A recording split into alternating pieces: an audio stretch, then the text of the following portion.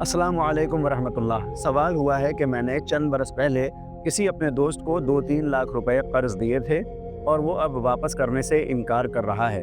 उस वक्त मैंने ना लिखवाया था ना किसी को गवाह बनाया था। मुझे क्या करना चाहिए?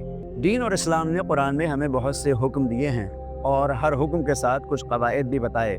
मिसाल के तौर पर किसी मुस्तहक़ को कर्ज देने का इतना सवाब बयान हुआ है जितना शायद किसी और चीज़ का बयान नहीं हुआ, बल्कि परवरदिगार कहता है कि यह कर्ज तुम किसी मुस्तहक़ को नहीं बल्कि मुझे अता कर रहे हो। कुरान करीम में और रवायात के आईने में यह मालूम होता है कि अगर कोई सदका करता है उतने ही माल को तो अल्लाह 10 गुना सवाब अता करेगा, लेकिन अगर इसी माल को कर्ज की सूरत में किसी को अता कर दिया जाए तो फिर सवाब 18 गुना हो जाता है। कुरान में बार बार कर्ज को देने का हुक्म दिया गया और इसको बहुत पसंद किया गया है, लेकिन इस कर्ज को देने के भी कुछ कवायद हैं और वो कायदा कुरान करीम में सूरह बकरा में आयत नंबर 282 में जिक्र हुआ है और ये कुरान की सबसे बड़ी आयत है जिस पर हमें गौर करना चाहिए। अल्लाह ये हुक्म देता है कि जब भी किसी को कर्ज दो तो उसको लिखवा लो और गवाह भी बनाओ।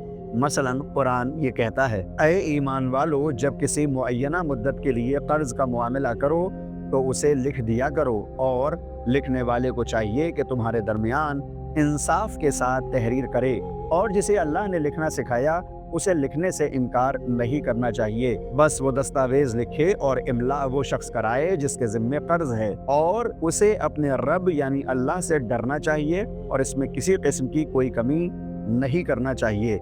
लेकिन अगर कर्जदार कम अक्ल या ज़ईफ़ या मज़मून लिखवाने से आजिज़ हो तो उसका वली इंसाफ के साथ इमला कराए। फिर तुम लोग अपने में से 2 मर्दों को गवाह बना लो। अगर 2 मर्द न हो तो 1 मर्द और 2 औरतों को गवाह बनाओ जिन गवाहों को तुम पसंद करो, ताकि अगर उनमें से एक भूल जाए तो दूसरा उसे याद दिला दे। और जब गवाही के लिए गवाह तलब किए जाएं तो उन्हें इनकार नहीं करना चाहिए। और कर्ज छोटा हो या बड़ा, मुद्दत के तयन के साथ उसे लिखने में तसाहुल यानी काहिली न बरतो।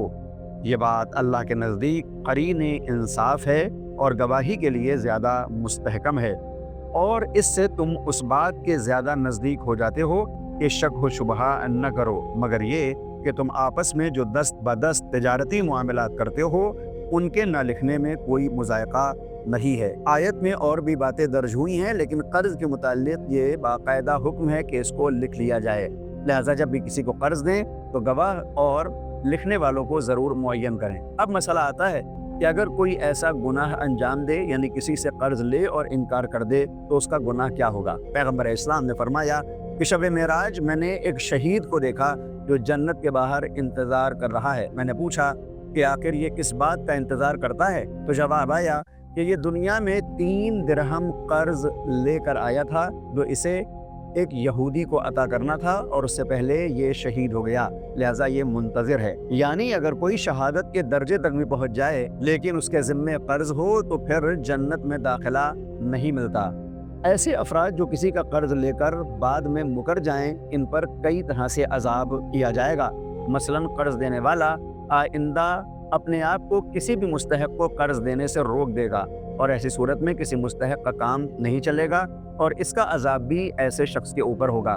इसी तरह से अगर कर्ज को अदा किए बगैर वो अपने वाजिबात को अदा करता है तो परवरदिगार इन वाजिबात का सवाब उसको नहीं देगा, बल्कि जिसका कर्ज लिया है उसकी अदायगी लाजमी हो जाएगी। हमने मैदान करबला में देखा कि इमाम अली मकाम ने सबको जमा करके ये कहा था कि अगर किसी के ज़िम्मे कोई कर्ज या कोई लेन देन बाकी हो तो वो यहाँ से चला जाए, वगरना उसे ये शहादत फ़ायदा नहीं पहुँचाएगी।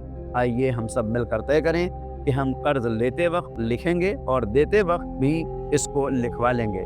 कर्ज देना बेशुमार सवाब का हामिल है और इसी तरह से कर्ज को वापस करना भी सवाब अता करता है। यहाँ तक आया कि जब कर्ज को अदा करो तो इजाफी तौर पर अदा करो और अगर कर्ज लेते वक्त तुमने ये नियत नहीं की है कि इसको वापस करोगे तो फिर तुम चोर महसूब होगे और इस माल से बरकत खत्म हो जाएगी। परवरदिगार हमें तमाम गुनाह कबीरा से महफूज रखे।